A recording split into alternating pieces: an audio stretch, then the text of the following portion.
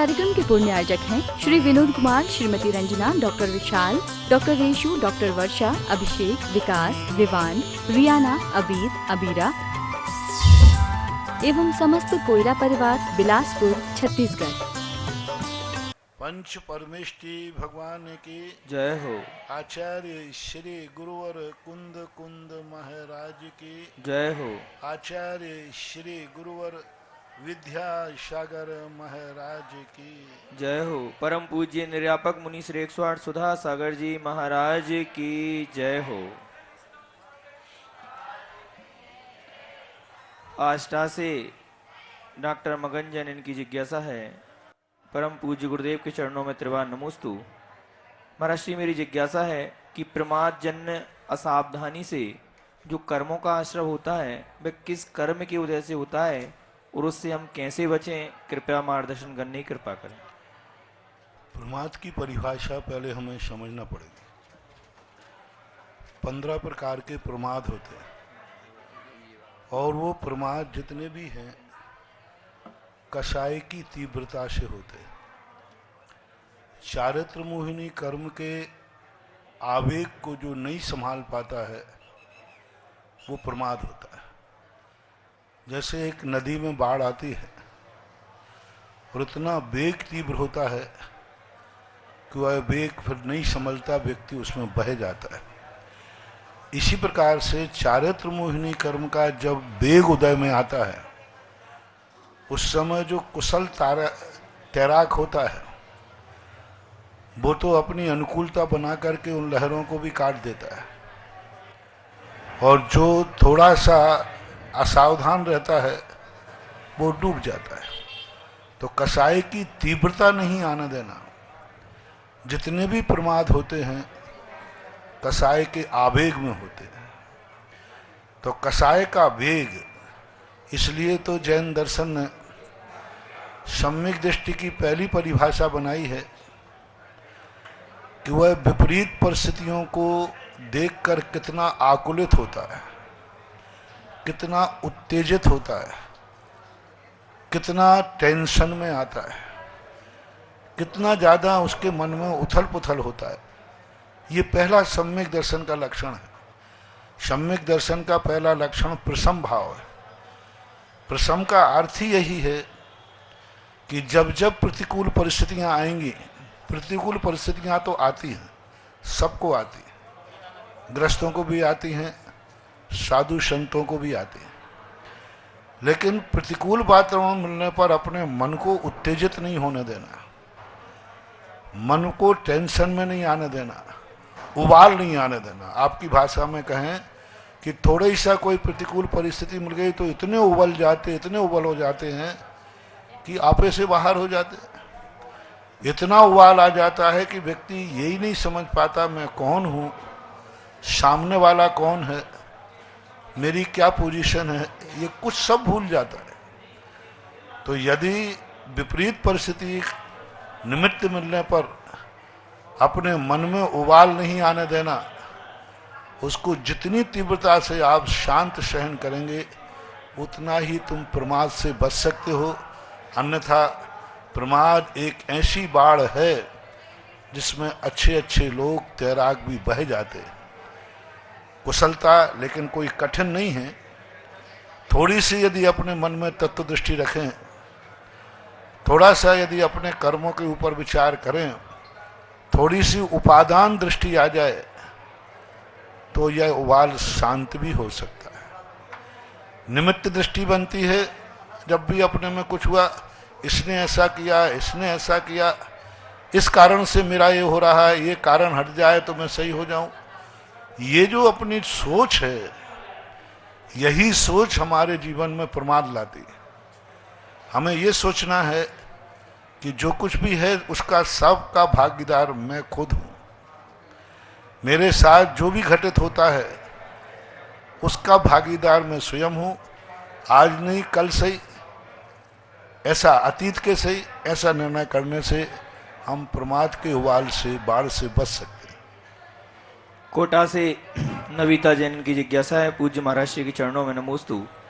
महाराज श्री धर सेनाचार्य और पशुदंत भूतवली महाराज कितने अंग के धारी थे और क्या तीर्थंकरों के अलावा भी अन्य महापुरुषों में श्रीवत्स का चिन्ह होता है क्या? कृपया, और इसकी श्रीवत्स की उपयोगिता क्या होती है, कृपया समझाने की कृपा करें। भद्रबाहु ही द्वादशांग के पाठी थे, उसके बाद धीरे धीरे समस्त अंग खत्म होते गए। दर्शन स्वामी संपूर्ण अंगों के किसी अंग के पूर्ण ज्ञाता नहीं थे। सारांश रूप सब आता था। कम्म प्रकृति पैडी नाम का जो प्रसंग है, अध्याय है, उसके ज्ञाता वो थे।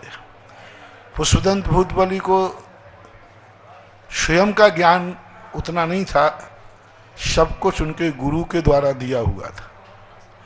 गुरु ने जो पढ़ा दिया वही उनके लिए प्रमाण था, और उनके लिए अक्षर जो द्रव्य शुद्ध जो मिला उनको परंपरा से, वह उनके लिए ही था। तो पुष्पदंत भूतबली को किसी अंग के ज्ञाता में नहीं लेते, लेकिन धरसेन स्वामी जरूर अंगों के एक देश ज्ञाता थे, और उनमें भी सारांश रूप में थे, और कर्म प्रकृति का उनको ज्ञान था। और महाराज श्रीवत्स चिन्ह जो तीर्थंकरों के अलावा भी क्या अन्य महापुरुषों के होते हैं, और इसकी उपयोगिता क्या होती है, कृपया बताने की कृपा। श्रीवत्स चिन्ह एक प्रकार की अंतरंग की एक विशेष ऐसी ऊर्जा है, ऐसी शक्ति है, ऐसी भद्रता है कि श्रीवत्स चिन्ह जिसकी छाती में होता है वह जहां भी कहीं भी रहे उसकी प्रतिकूलताएं भी अनुकूल बन जाती हैं, जहर भी अमृत बन जाता है, कांटे भी फूल बन जाते हैं, अंगारे भी पानी बन जाते हैं। उसके संबंध में श्रीवश यानी श्री यानी सारी प्रतिकूलताएं अनुकूलता में परिवर्तित हो जाती। वो जहां जाएगा वहीं पूजेगा, जहां जिस क्षेत्र में जाएगा उसी क्षेत्र में उसकी जय जयकार होगी, और उससे कभी कोई गलत काम नहीं होता। सबसे बड़ी चीज है कि श्रीवत्स चिन्ह जिससे उनके शरीर में होता है, उनके जीवन में कभी गलत नहीं होता।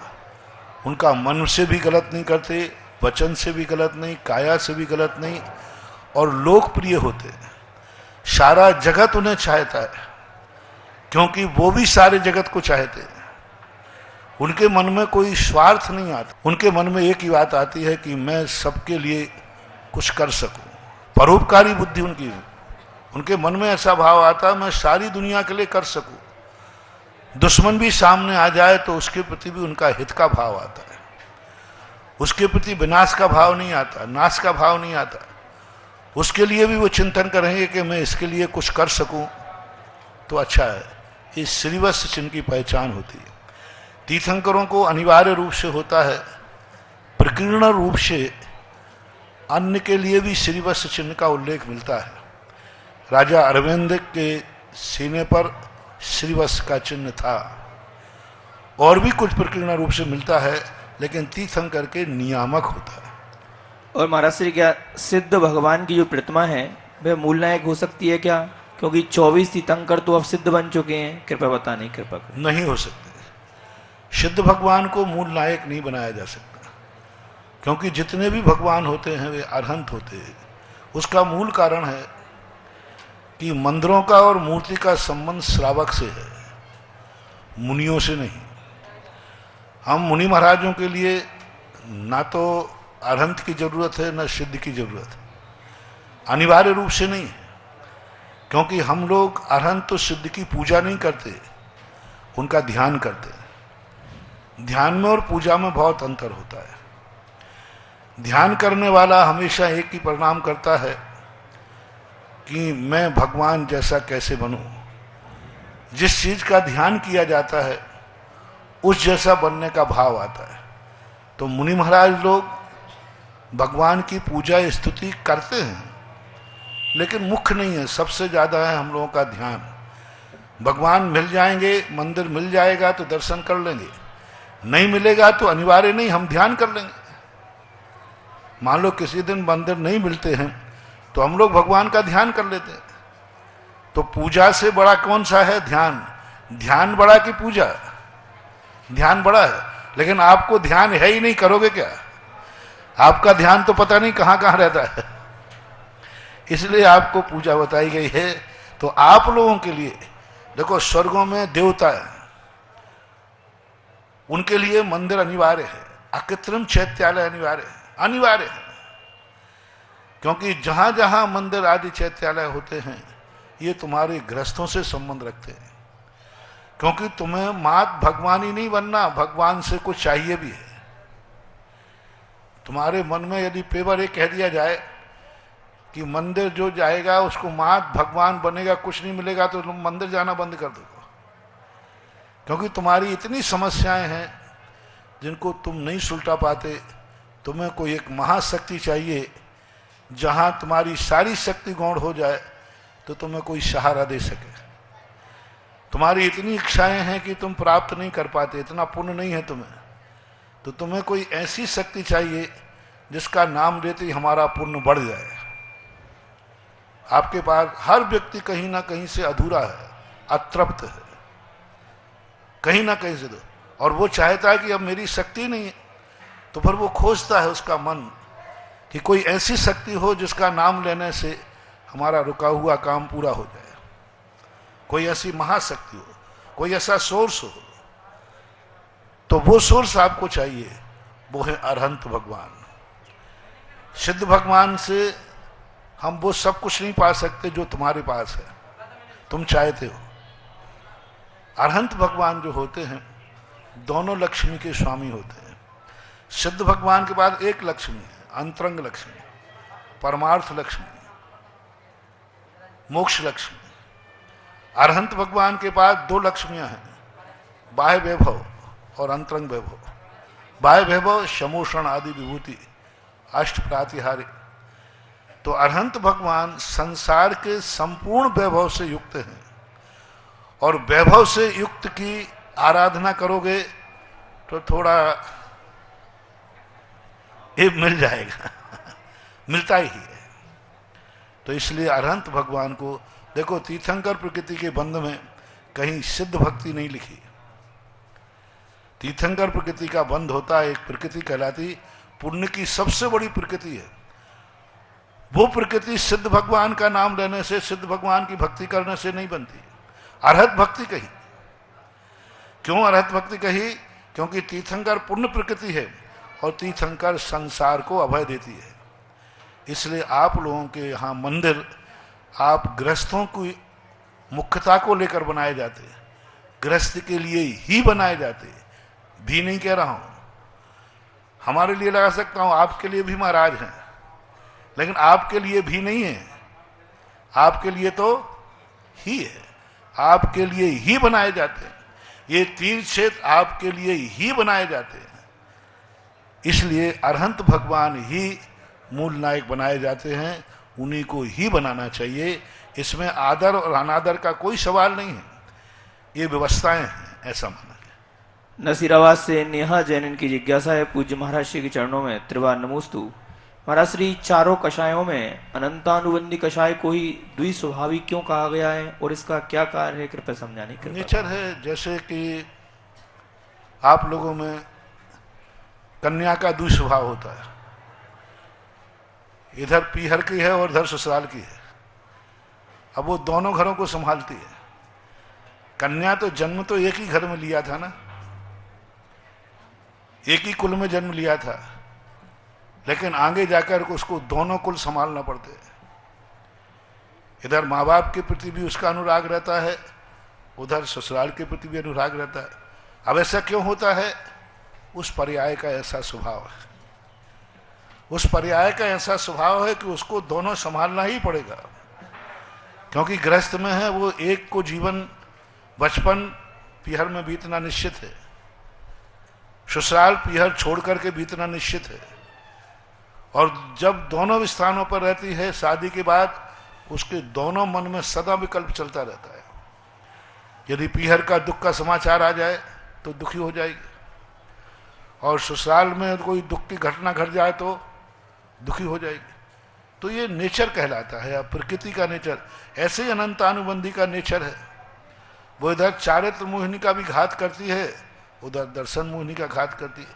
कारण उसका एक ही है कि अनंतानुबंधी कषाय जब आती है व्यक्ति को अंधा कर देती है, किम कर्तव्य विमूढ़ कर देती है, सत्यासत्य के ज्ञान से परे कर देती है। इसलिए जब जब अपन देखते हैं ना, क्रोध जब व्यक्ति को आता है तो जो बचाने वाला जाता है ना, कई बार उसको भी निपटा देता है। जब दो व्यक्ति क्रोध में लड़ रहे हो ना और बचाने वाला पहुंच जाए तो उसको भी निपटा देता है। सांप के संबंध में कहते हैं, दो सांप जब लड़ रहे हों, उनके बीच में यदि तीसरा पहुंच जाए तो दोनों मिलकर के उस तीसरे को निपटा देंगे। सांप जब लड़ते हो कभी किसी बीच में मत पहुंचना, वे दोनों एक दूसरे को लड़ेंगे, लेकिन यदि कोई बीच में आ गया तो दोनों मिलकर के उसको मार देते। ऐसी अनंतानुबंधी सांप के स्वभाव की है कि इधर दर्शन मोहिनी को घात करती, दर्शन मोहिनी का साथ देती है, इधर चारित्र मोहिनी को साथ देती है। कोटा से अशोक जैन, इनकी जिज्ञासा है, पूज्य महाराज श्री के चरणों में नमोस्तु। महाराज श्री, तीसरे मिश्र गुण स्थान में सम्यक मिथ्यात्व प्रकृति का उदय रहता है, तो समय एक ही है, साथ सम्यक रूप और मिथ्यात्व रूप, तो परिणाम कैसे होते होंगे, कृपया समाधान करें। दूध और पानी के समान, जैसे दूध और पानी एक साथ मिला दिया जाए तो अब ना दूध का स्वाद है ना पानी का स्वाद है, दोनों का स्वाद है। पानकवत ठंडाई है, अनेक चीजें मिला दी जाती हैं और उनका स्वाद मिश्रण आता है। अमृत धारा होती है, पिपरमिंट, कपूर, अजवाइन का फूल, इन तीनों को एक साथ मिला दिया जाए तो स्वाद आता है। तो मिश्र दशा का स्वाद है वहाँ, ऐसा मानना चाहिए। मुंबई से महेंद्र जैन, की जिज्ञासा है, पूज्य महाराज श्री के चरणों में त्रिवार नमोस्तु। महाराज श्री, मेरी जिज्ञासा है कि मंदिर जी में काफी अधिक दीमक लग गया है, जिसमें जिनवाणी आदि भी जीर्ण शीर्ण हो रही हैं, उनको किस प्रकार हटाया जाए कि कोई हिंसा भी ना हो और जिनवाणी आदि भी सुरक्षित रहें, कृपया उचित मार्गदर्शन करें। जैन दर्शन ने एक सबसे बड़ी बात कही है कि तुम पहले से ही सावधान रहो कि जीव की उत्पत्ति न हो पाए। ये प्रमाद, इसी को प्रमाद बोलते हैं। कई लोग कहते हैं महाराज हमारे पास गेहूं है, टंकी भर करके गेहूं रखा है, यदि उसमें कीड़े पड़ जाएं तो अब क्या करें, गेहूं फेंकें या जीवों को मारें? अब मैं क्या कहूं, आप बताओ भैया। पूरी टंकी में कीड़े पड़ गए, अब मैं तो यही कहूंगा भैया कीड़ों को खा लेने दो, तो तुम कहोगे महाराज ऐसे थोड़ी होता है। तो अब ये जैन दर्शन ये कहता है कि आपको रखने के पहले उसका इंतजाम करना चाहिए जिससे कीड़े ना पड़ पाए। खेती में ऐसा इंतजाम करो कीड़े ना पड़ पाए, पड़ने के बाद फिर हम कुछ भी नहीं बोल सकते, पहले इंतजाम कर लेना चाहिए। तो इस प्रकार की स्थिति में हमें पहले से सावधान रहना चाहिए कि जिससे इस प्रकार के जीवों की हिंसा ना हो, और हम पहले से सावधान होकर के सावधान हो सकते हैं। बहुत सारे यदि हम उस पर बहुत प्रतिदिन उस पर निगरानी रखें तो शायद ये मौका नहीं आए।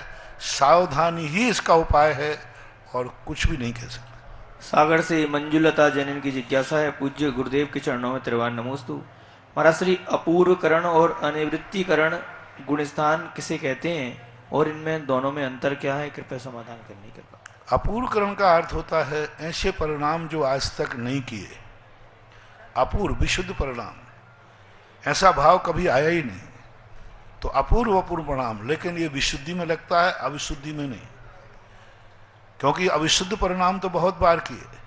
और अनिवृत्तिकरण परिणाम ये कहलाते हैं जिसमें सारी निवृत्ति, कोई बाधा नहीं बन सकती है। जितने भी जीव एक समय में परिणाम करेंगे, सब जीवों के परिणाम एक समान होते हैं। अनिवृत्तिकरण में कर्मों का घात होता है, कर्मों का क्षय होता है, कर्मों का उपशम होता है। जब व्यक्ति अपने अंदर बैठे हुए पूर्व में बांधे हुए कर्म हैं, उनको कैसे क्षय करे, कैसे उपशम करे? जब अपन ने पूर्व में जो कर्म बांध लिए हैं, इनको जब हम उपशम और क्षय करेंगे तो हमें अनिवृत्तिकरण, वो परिणाम करना पड़ता है जिसका सिद्धांत भाषा में अनिवृत्तिकरण नाम है। परिणाम कैसे समझें आप लोग कि हमने जो कर्म पूर्व में किए हैं उन कर्मों को हम भोगना नहीं चाहते। गलती हो गई, अपराध हो गया, लेकिन हम सजा से बचना चाहते हैं। कैसे बचे? अपराध हो चुका है, कर्म बन चुका है, लेकिन हम सजा से डर रहे हैं, हम कर्म फल से बचना चाहते हैं। तो फिर एक उपाय होता है अनिवृत्तिकरण परिणाम। अनुवृत्तिकरण परिणाम का अर्थ होता है कि वह अपने मन वचन काय से ऐसी जमानत देता है कि हम भविष्य में अब ऐसी गलती नहीं करेंगे, और इसका जो भी हर्जाना है मैं देने को तैयार हूं, बस सजा नहीं होना चाहिए। ऐसे कोर्ट में भी तुम्हारे कुछ अपराध होते हैं, जिन अपराधों में व्यक्ति या तो सजा भोगे या जुर्माना भरे, या तो सजा ले लो या जुर्माना। तो हमारे यहां भी ऐसी कर्मों की व्यवस्था है कि जब व्यक्ति कहता है कि नहीं, मैं सजा नहीं होना चाहिए, मुझे, मैं कर्म का फल नहीं भोगना चाहता हूं, आप तो जो जुर्माना को मैं देने को तैयार हूं और जो जमानत को वो देने को तैयार हूं, अब मेरे से भविष्य में ऐसी गलती नहीं होगी। ऐसा परिणाम आत्मा में आता है, ऐसा परिणाम उठता है उस विशुद्धि वाले के अंदर। मैंने अनादिकाल से इतने पाप किए हैं, कर्म किए, यदि ये सब फल देंगे तो मैं मोक्ष कब जाऊंगा? मैं अपराधों का तो मेरा इतना है कि अनंत भवों तक भी मुझे सजा मिले तो भी कम है, तो क्या फिर मेरा कल्याण कभी होगा ही नहीं? तो फिर उस समय उसको ऐसा भाव आता है, तब उस समय उसकी आत्मा के ऐसे परिणाम विशुद्ध होते हैं कि नहीं, मैं कर्मों से आज ही छुटकारा पाना चाहता हूं, इसी समय मुझे कर्म से मुक्ति होना चाहिए। इसके लिए क्या करना है? बस वो कहता है मैं हर सजा को, हर जुर्माने को भोगने को तैयार हूं, सब संपत्ति छोड़ दूंगा, तन मन धन का उपयोग छोड़ दूंगा। उस समय परिणाम करता है, मुझे संसार की जो चीजें हमारे पास हैं मैं सब उसको बलिदान करता हूं, दांव पर लगाता हूं, बाहर परिग्रह दांव पर लगाता हूं, इस शरीर तक का ममत्व मैं दांव पर लगाता हूं, सब कुछ मैं दांव पर लगाता हूं। ऐसा विशुद्ध परिणाम उसके अंदर आता है, कर्म और नौ कर्म से बच करके, और भविष्य के लिए त्याग करता है, मैं भविष्य में ऐसी गलती नहीं करूंगा। इसको बोलते हैं अनुवृत्तिकरण परिणाम। आपको अपनी भाषा में समझाया। उस समय क्या होता है सिद्धांत भाषा में, कर्म जो बांधे थे वे तड़ तड़ तड़ के टूटते हैं। हमारे यहाँ स्थिति कांडक घात और अनुभाग कांडक घात होता है, जो उसका फल था वो सूख जाता है और वो टुकड़े टुकड़े होकर के शक्तिहीन हो जाता है। अपूर्वकरण इसके पहले होता है। अपूर्वकरण में क्या है, वो तैयारी करता है, क्योंकि कर्म इतने ज्यादा मजबूत हैं कि वो एक साथ टूटने वाले नहीं है।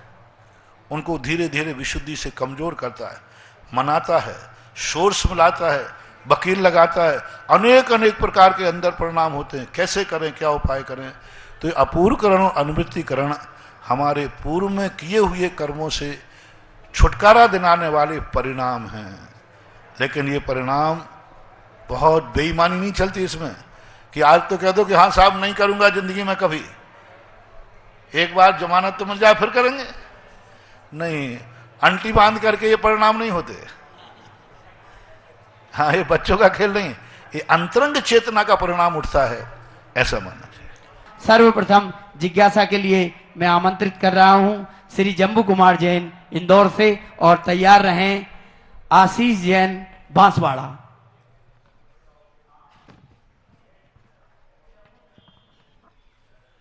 मुनिश्री के चरणों में सादर नमोस्तु नमोस्तु नमोस्तु।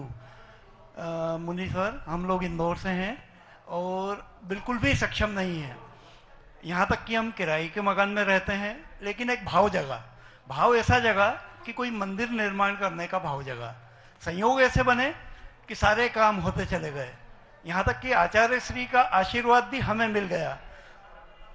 4 महीने पहले हम लोगों ने वहाँ का भूमि पूजन भी किया, लेकिन अब सब काम बंद पड़ा हुआ है। आपके आशीर्वाद वचन हमें निश्चित रूप से आगे बढ़ा देंगे और हमारा काम सफल होगा। मुनि सुब्रतनाथ भगवान का मंदिर हम वहाँ पर बनाने का प्रयास कर रहे हैं। अभी तो सारी दुनिया ही बंद पड़ी है। चलें, ठीक, कोई अच्छा दिन आने वाले हैं, ऐसी भावना करें। चलें। आशीष जैन बांसवाड़ा, और तैयार रहेंगे श्री अमूलक चंद जी, जो चमलेश्वर तीर्थ क्षेत्र कमेटी के साथ अपनी भावनाएं रख रहे हैं। अमूलक जी और पूरी कमेटी तैयार रहेगी। हे गुरुदेव, नमस्तु। हम आपके आशीर्वाद से नौगोमा में मुनि सुब्रतनाथ सुगोदेव क्षेत्र का विशाल मंदिर बन रहा है, उसमें विशाल वेदी का सौभाग्य प्राप्त हुआ है। हे गुरुदेव, मेरी जिज्ञासा है कि मूर्ति प्रदाता या वेदी निर्माण और शिखर बनाने में किसका पुण्य ज्यादा होता है और परिणाम विशुद्धि के लिए क्या करना चाहिए? नमोस्तु भगवान। मैं पूछता हूं कि तुम्हारे शरीर में कौन सा अंग है जो जिसका उपयोगिता कम हो? आंख निकालें, कान, दांत, मुख, हर चीज की उपयोगिता है। एक गाड़ी 4 करोड़ की मर्सिडीज गाड़ी को 5 रुपए का बाल्टी खटारा कर सकता है। सब कुछ उसमें है, अकेला 5 रुपए का बाल्टी नहीं है। तो बोलो बाल्टी की महत्व कितना है? बस ऐसे ही मानना चाहिए। 5 रुपए का बाल्टी जो है 4 करोड़ की गाड़ी को खटारा कर सकता है, उपयोगिता नहीं ले सकता।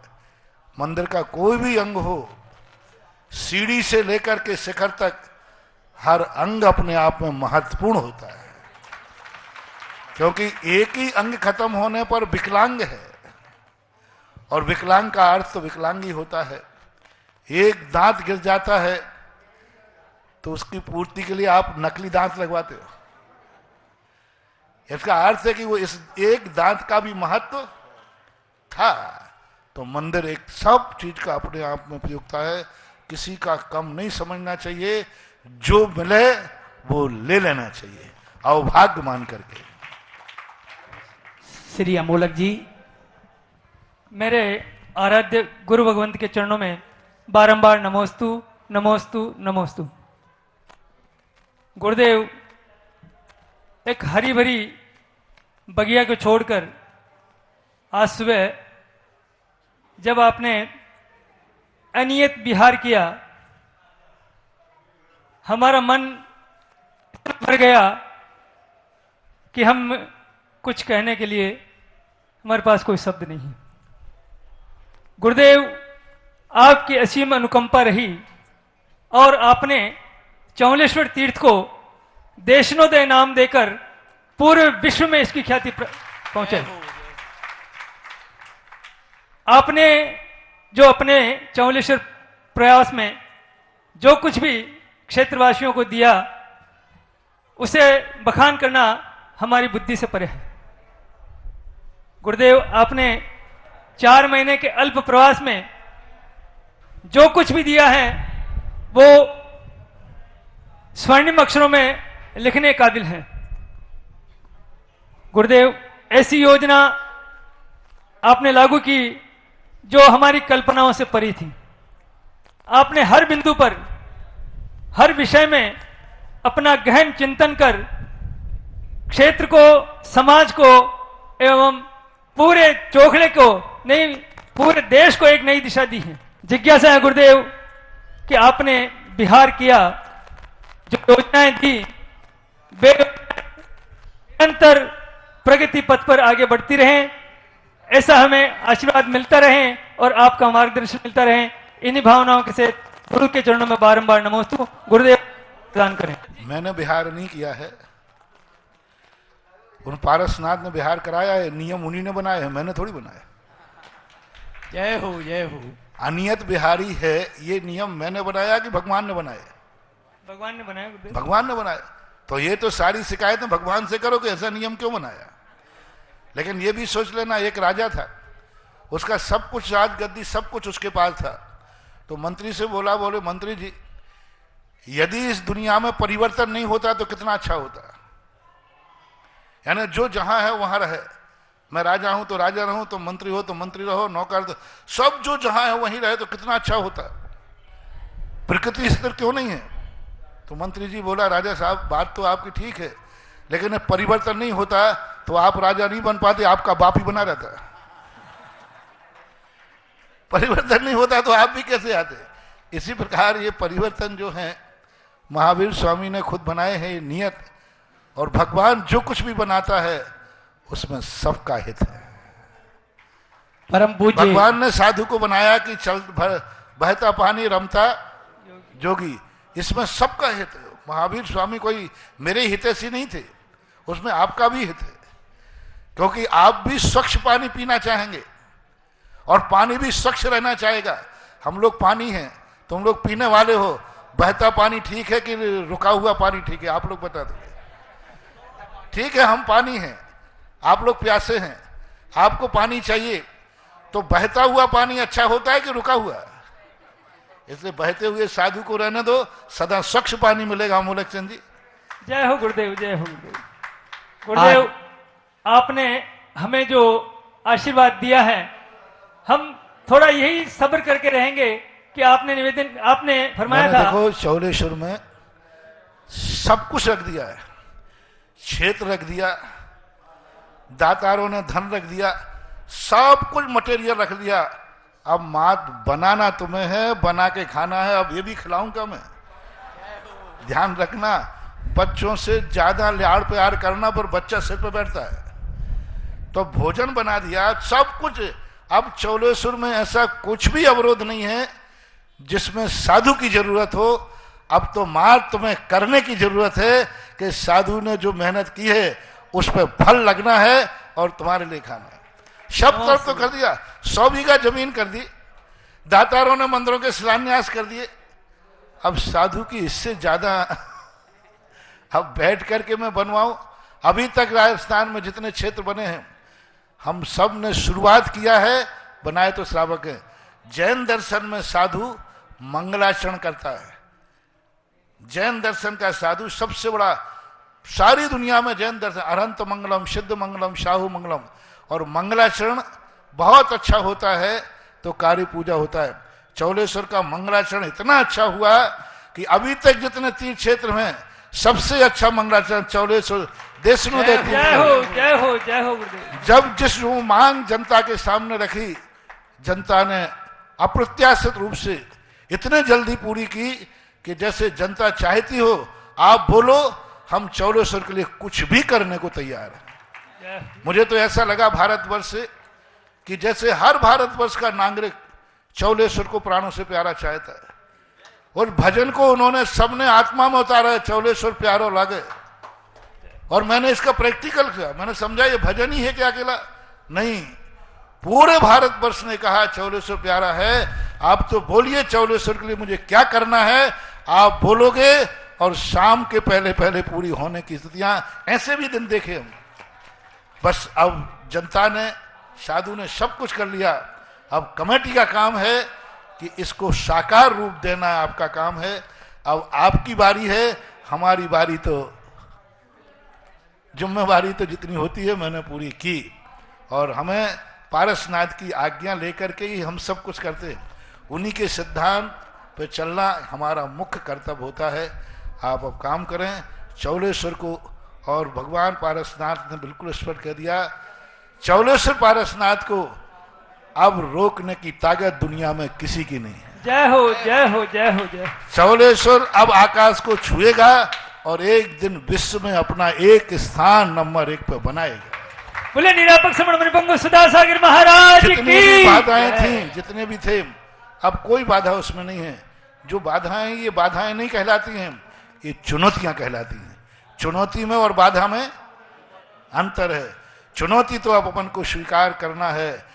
चौलेश्वर एक स्वप्न है जिसे साकार करना है, चौलेश्वर एक चुनौती है जिसे स्वीकार करना है। नमस्ते गुरुदेव। आज अनेक स्थानों से परम पूज्य गुरुदेव का आशीष और श्रीफल भेंट करने के लिए कमेटियां पधारी हैं। जयोदय तीर्थ ईश्वर बारा सागर से, जयनगर कोटा से, भिंडर जैन समाज, सकल जैन समाज भिंडर से, सकल जैन दिगंबर जैन समाज कोटा से, श्री विमल चंद जी, श्री अजय जी बाकलीवाल साहब, श्री नरेश जी वैद, जेके जैन साहब, विनोद जी टोड़ी, पारस चैनल, श्री सुरेश जी अरसोरा, श्री पंकज जी सेठी, श्री सुरेश जी चांदबाड़, श्री राजकुमार जी, श्री विमल जी सराफ और समस्त भक्तजन, पीसी जैन साहब, समस्त वरिष्ठ जन आज यहाँ पूज्य गुरुदेव का जल्दी करा, क्यों लाइव आज पूज्य गुरुदेव का आशीष लेने आए हैं। और साथ ही आज पुण्योदय तीर्थ कोटा और श्री चांदखेड़ी तीर्थ कमेटी भी यहाँ, पूरी कमेटी पूज्य गुरुदेव का आशीष लेने यहाँ उपस्थित है। चांदखेड़ी कमेटी के अध्यक्ष श्री हुकुम जी काका जिज्ञासा रख। परम पूज्य निर्यापक श्रमण मुनिपुंगव 108 सुधा सागर जी महाराज के पवित्र पावन चरणों में त्रिकाल बार नमोस्तु नमोस्तु नमोस्तु। पूज्य महाराज श्री पुण्योदय अतिशय क्षेत्र दादावाड़ी नसिया जी की पूरी कमेटी का आपके पावन चरणों में त्रिकाल बार नमोस्तु नमोस्तु नमोस्तु। पूज्य महाराज श्री आज पूरी पुण्योदय क्षेत्र की कार्यकारिणी एवं क्षेत्रीय दिगंबर जैन समाज आपके श्री चरणों में इस मंगल भावना के साथ आया है कि कमेटी की ये भावना है कि दादावाड़ी नसिया जी में एक वानप्रस्थ आश्रम का एक बड़ा भवन बनाने की हमारी इच्छा है, हमारी भावना है। हम सब इस भावना को लेकर आपके श्री चरणों में आए हैं कि हमें उस भवन के शिलान्यास में आपका सानिध्य प्राप्त हो और साथ ही बड़े बाबा का जो मंदिर है उसके जो शिखर आपके सानिध्य में उस समय बने थे उन शिखरों पर कलश और ध्वजा अभी लगनी बाकी है। तो एक मंगल भावना ये भी है कि वो ध्वजा और कलश भी आपके सानिध्य में स्थापित हो। इसी मंगल भावना को लेके आज पूरी दादावाड़ी और पुण्योदय क्षेत्र की कमेटी आपके श्री चरणों में आई है। तो जिज्ञासा महाराज जी मेरी यही है कि आपके हमें शीघ्र जल्दी से जल्दी आपके जिज्ञासा नहीं, ये प्रार्थना प्रार्थना जिज्ञासा अगली जिज्ञासा रखेंगे श्री गोपाल जी एडवोकेट कोटा। संत शिरोमणि आचार्य विद्यासागर जी महाराज के परम शिष्य निर्यापक श्रमण मुनि पुंगव 108 श्री सुधा सागर जी महाराज सत्संग के पवित्र पावन चरणों में त्रिकाल बार नमोस्तु भगवन नमोस्तु भगवन नमोस्तु भगवन।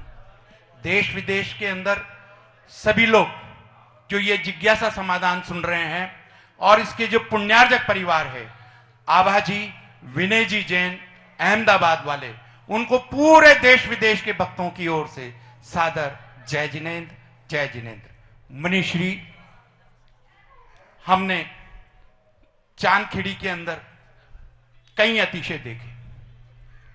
2002 में आपका आगमन हुआ और एक से बढ़कर एक अतिशय हमने वहां पर देखे। मूर्ति का हल्का होके आगे सरकना, कमलासन होना, इसके अलावा अन्य कई हमने अतिशय वहां पर देखे। आपने अपने प्रवचनों में कई बार कहा विश्व में ऐसी अलौकिक प्रतिमा जिसको कि विराजमान जिसने भी किया वो बहुत ज्यादा पुण्यशाली जीव रहा होगा। मुनिश्री, मेरी यही जिज्ञासा है कि ऐसा अतिशय कहां से और आपके सानिध्य में हमें और क्या क्या अतिशय देखने को मिलेंगे, इन्हीं भावनाओं से। ये भविष्य के लिए मुझे केवल ज्ञान जिस दिन प्राप्त करूंगा उस दिन बता दूंगा। चले आगे चले। अनिका जैन उज्जैन और अगली जिज्ञासा के लिए तैयार रहेंगी मीना काला बड़वानी। गुरुदेव के चरणों में त्रिबार नमोस्तु नमोस्तु नमोस्तु।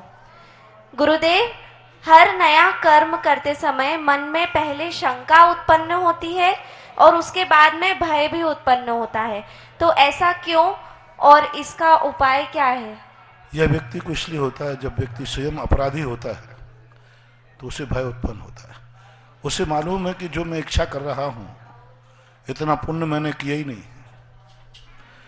मैं जिस कार्य को करने जा रहा हूं इतनी औकात मेरी है ही नहीं, बाजार में जो वस्तु खरीद करने जा रहा हूं उतना मेरे जेब में पैसा ही नहीं, मैं जो पढ़ाई करना चाहता हूं उतना मैंने अध्ययन किया ही नहीं, मैं जिसका इंटरव्यू देने जा रहा हूं उसकी तो मैंने किताब भी नहीं छुई है। तो ऐसे व्यक्तियों को भय उत्पन्न होता है। जब मैंने पढ़ा ही नहीं है और मैं इंटरव्यू देने जा रहा हूं तो भय उत्पन्न है। जो पूरा कोर्स करते हैं, जो गैस पेपर पढ़ते हैं, उनको भय उत्पन्न होता है। जो ये पढ़ते हैं कि वेरी वेरी IMP क्वेश्चन, उनको भय उत्पन्न होता है कि जो मैंने वेरी वेरी IMP याद किया है वो नहीं आया तो। और जो ऑल कोर्स पूरा कोर्स पढ़ लेते हैं उनको भय नहीं उत्पन्न होता, वो कहता है कहीं से आ जाए, मैंने तो पूरा कोर्स पढ़ा है। तो भय का कारण है अधूरापन, भय का कारण है असमर्थता, भय का कारण है अयोग्यता। तो अयोग्यता व्यक्ति को भय उत्पन्न होता है, यदि योग्यता होगी तो भय उत्पन्न नहीं होगा। नमोस्तु महाराज। लोकेश पाटनी भीलवाड़ा और तैयार रहेंगे चिन्मय गांधी मंदसौर। हे गुरुवर, तत्वार्थ सूत्र में कहा गया है इच्छा निरोधा तप। तो हम परिवार में संसार में रहकर हमारी ऐसी इच्छाओं का कैसे होकर किस प्रकार हम ऐसा तप अपनाएं? गृहस्थ की सबकी इच्छाओं का निरोध अलग अलग होता है। आपकी इच्छाओं का निरोध इतना ही कर सकते हैं जो गृहस्थी के विरुद्ध कार्य हैं उनकी इच्छाएं नहीं करना। जो परिवार के वृद्ध कार्य हैं उनकी इच्छाएं नहीं करना, रात्रि में भोजन करने का भाव आ रहा है नहीं खाना, बाजार में अभक्ष खाने का भाव आ रहा है इच्छा को रोक देना, किसी को गाली देने का भाव आ रहा है इच्छा को रोक देना, कुछ गलत करने का भाव आ रहा है उस इच्छा को रोक देना। जो गृहस्थी में बाधक हैं कम से कम ऐसी इच्छाओं को तो रोका जा सकता है। हमारे यहाँ जैन दर्शन में जरूरी नहीं कि संपूर्ण इच्छाएं हों। हमारे शास्त्रों में कहा एक जैनी जो रात्रि भोजन त्याग कर देता है वो साल भर में 6 महीने के उपवास का फल पाता है। अब कितनी बड़ी इच्छा निरुद्ध कर दी। अगली जिज्ञासा चिन्मय जी गांधी मंदसौर और तैयार रहेंगे श्री अनिल जैन बिजौलिया। मेरे और मेरे परिवार की ओर से पूज्य गुरुदेव के चरणों में 3 बार नमोस्तु नमोस्तु नमोस्तु। गुरुदेव, मेरा ये प्रश्न है कि मन की शांति के लिए कौन सा मंत्र का जाप करना चाहिए? कोई मंत्र नहीं है। मंत्र से यदि मन की शांति हो जाए तो मन की शांति होती है अपनी इच्छाओं को अपने कुवत के अनुसार करने से। हम उतनी ही इच्छाएं करें जितनी हमारी शक्ति है, हम उतना ही चलें जितने में हमारे चलने की ताकत है। अगली देखो भालो, देखो शांति का मंत्र बता रहा हूं, मंत्र ले रहा हूं। देखो भालो तको मत, बोलो बालो बको मत, खाओ पियो छको मत, चलो फिरो थको मत, शांति ही शांति है।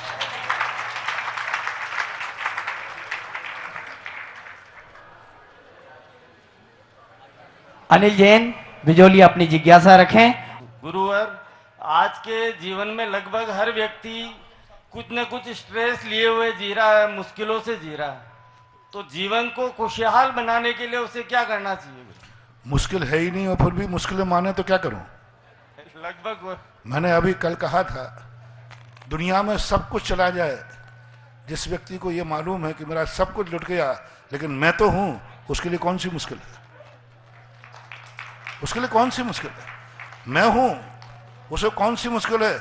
मेरे पास 2 आंखें हैं, कौन सी मुश्किल है? मेरे पास 2 कान हैं, कौन सी मुश्किल है? मेरे पास 2 हाथ हैं, मेरी कौन सी मुश्किल है?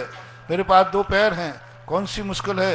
तुम्हारे पास जो है उसमें यदि तृप्त हो जाओ तो मुश्किलें सब खत्म हो जाएंगी, और जो नहीं है उसकी इच्छा करते जाओ तो जिंदगी में कभी मुश्किलें खत्म होने वाली नहीं है। सबसे बड़ा हमारे लिए दिया positive thinking, positive power thinking. जब तक हम पॉजिटिव थिंकिंग और पावर थिंकिंग को नहीं अपनाएंगे मुश्किलें बढ़ती जाएंगी। पॉजिटिव थिंकिंग और पावर थिंकिंग पे जो चल देता है हर मुश्किल आसान हो जाती है। पॉजिटिव थिंकिंग सोच करके वो पावर थिंकिंग बना लें तो कांटों को भी फूल बनना पड़ेगा और मुश्किलें सब हट जाएंगी। लेकिन जो नकारात्मक सोच रखता है, जो अभाव में जीता है, वो कभी सद्भाव का आनंद नहीं ले पाता।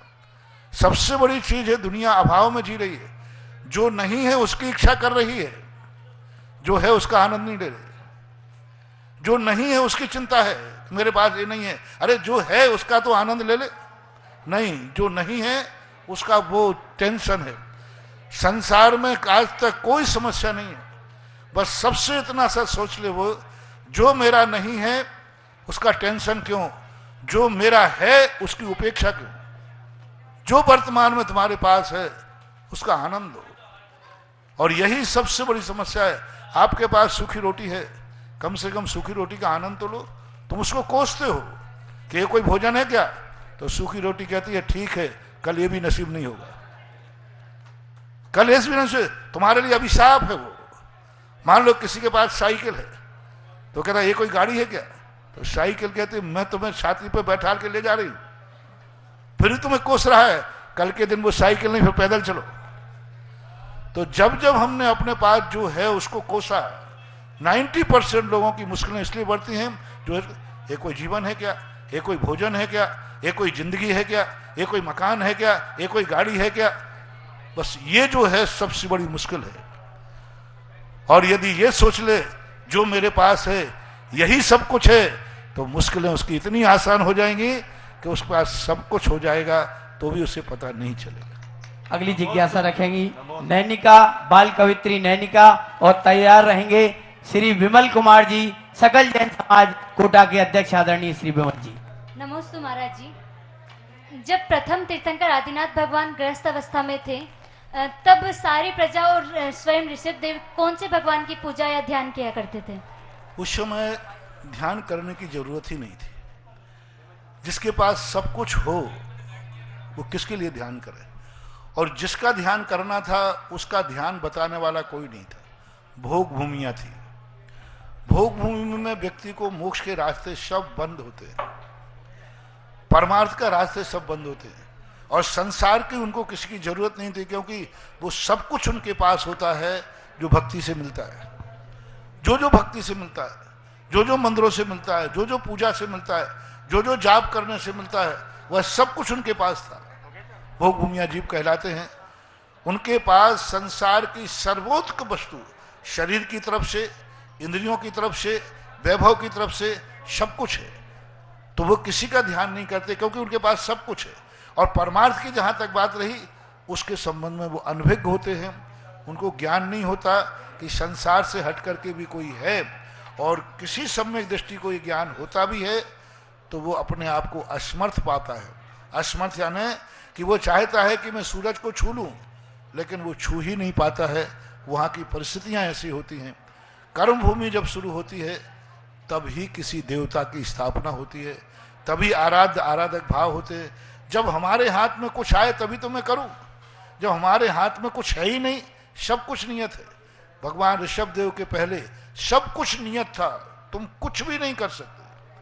तुम्हारे पास जो सामान है वो नियत है, एक ना घटा सकते हो ना बढ़ा सकते हो। वहां 2 दिन में खाते हैं भोजन, तो ना तुम पहले चाय पी सकते हो, चाहे ब्याई जी आ जाए चाहे कोई आ जाए, वो तो उनका टाइम फिक्स है, उतने समय ही उनका भोजन होगा, बीच बीच में कुछ नहीं चल सकता। तो वहां नियत है। कर्म भूमि जब शुरू हुई कि सब कुछ अनियत है, हम जैसा चाहें वैसे जिएंगे, हम जब खाएं तब खाएंगे, हम जब सोएं तब सोएंगे। जब हमारे हाथ में जिंदगी आई तब भगवान की जरूरत पड़ी, क्योंकि बालक के हाथ में कुछ करने की बात आ जाती है तो उसको गाइड की जरूरत होती है। वहां पर बालक होते ही नहीं।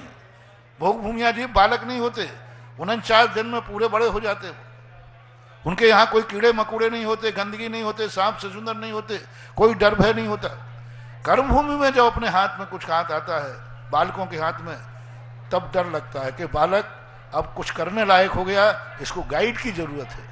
तो कर्म भूमि में जब कुछ करने की बात आती है तो भगवान रूपी गाइड की जरूरत पड़ती है।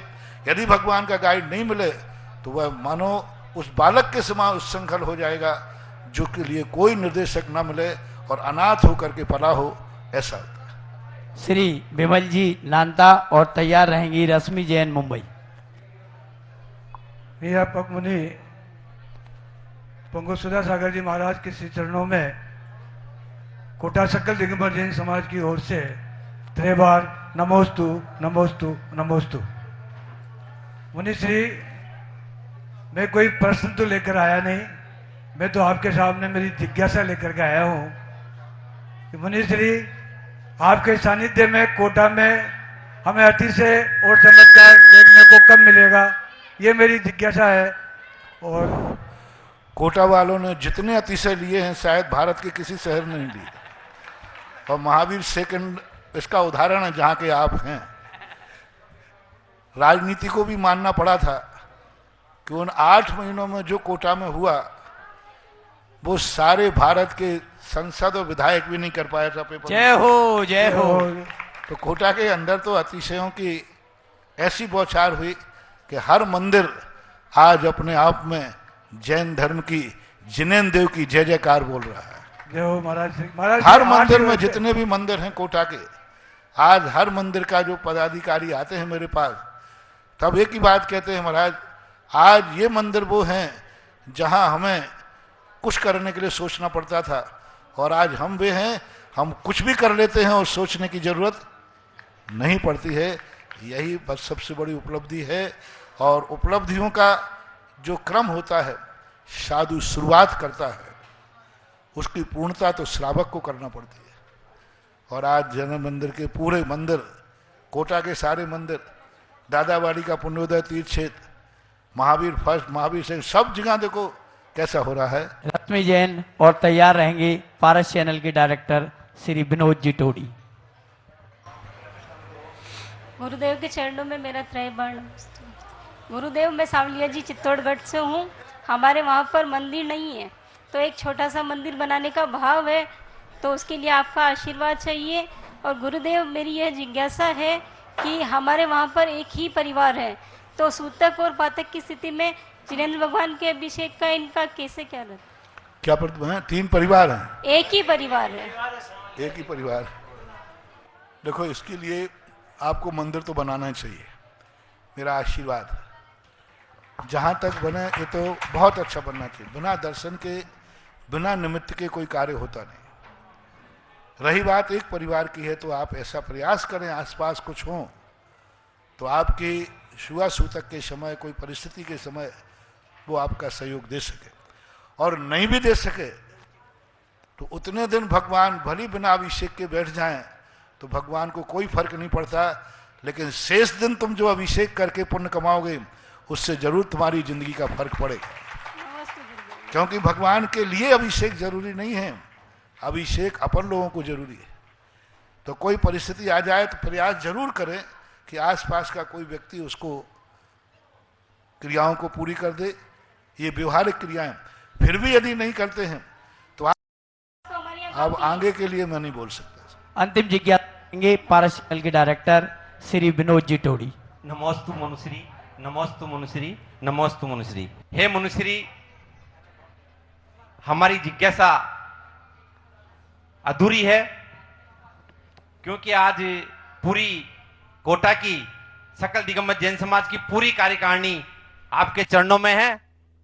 उन सभी की एक ही जिज्ञासा है कि इस वर्ष का चतुर्मास कोटा में हो, कोटा में हो, कोटा में हो। कोटा में बहुत से कार्य अधूरे रह गए हैं। अभी प्रार्थना बाद में करना, जिज्ञासा कर लो पहले। हमारा सिर्फ जिज्ञासा यही है कि आपका चतुर्मास कोटा में हो, और ये प्रार्थना अभी थोड़ी देर बाद अभी उड़ जाएगी, थोड़ी देर बाद सुनूंगा मैं। नमस्ते महाराज। और अंतिम जिज्ञासा के लिए श्री दिनेश जी खजूरी, दिनेश गोदा खजूरी अंतिम जिज्ञासा रखें। परम पूज्य मुनिवर गुरुवर के चरणों में मेरे और मेरे परिवार का बारंबार नमोस्तु नमोस्तु नमोस्तु। गुरुदेव, लगभग 25 वर्षों में आप चौलेश्वर पार्श्वनाथ अतिशय क्षेत्र पर 4-5 बार आपका मंगल शुभागमन हुआ, परंतु चौलेश्वर की निकट की ये धरा आपके दर्शनों की प्यासी रही। लेकिन आज आपके पावन चरणों से, पावन चरण रज से यहाँ की धरा पावन पवित्र हो गई।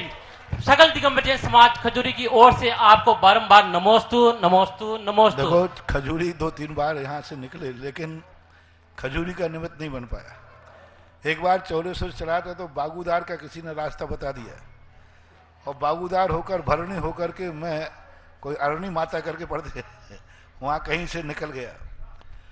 आज भी खजूरी में जो ये माहौल बन गया, ये खजूरी वालों ने चालाकी तो की है। मुझे 13 किलोमीटर बता करके 17 किलोमीटर निकला। 13 बताया तो मैं आमलदा है ना, आमलदा का सोच करके मैं सोचा था कि आमलदा तक ही चल पाऊंगा परिस्थितियों के अनुकूल, लेकिन उन्होंने कहा कि नहीं, 13 किलोमीटर टोटल ही है। मैंने फिर पूछा पहाड़ के ऊपर से? भले हाँ, ऊपर से। तो मैंने कहा कि अभी 7 बजे हैं, चलो पहुंच जाएंगे 8 बजे तक। चलते चलते हमारा संग पूरा कहता, महाराज जी अभी 17 किलोमीटर चल आया हूं स्कूल तक। फिर भी कोई बात नहीं, थोड़ी नाराजगी तो है, लेकिन ऐसे मौकों पर सब क्षमा है, क्योंकि अपने लिए कोई भी कुछ कर सकता है। नमोस्तु गुरुदेव, नमोस्तु गुरुदेव, लेकिन बस इतना ध्यान रखना, आज मौसम अच्छा था, कभी विशेष गर्मी पड़े तो साधु के साथ ऐसी होली मत खेलना। इस कार्यक्रम के पूर्ण आयोजक हैं श्री विनोद कुमार, श्रीमती रंजना, डॉक्टर विशाल, डॉक्टर रेशु, डॉक्टर वर्षा, अभिषेक, विकास, विवान, रियाना, अबीद, अबीरा एवं समस्त कोयरा परिवार, बिलासपुर, छत्तीसगढ़।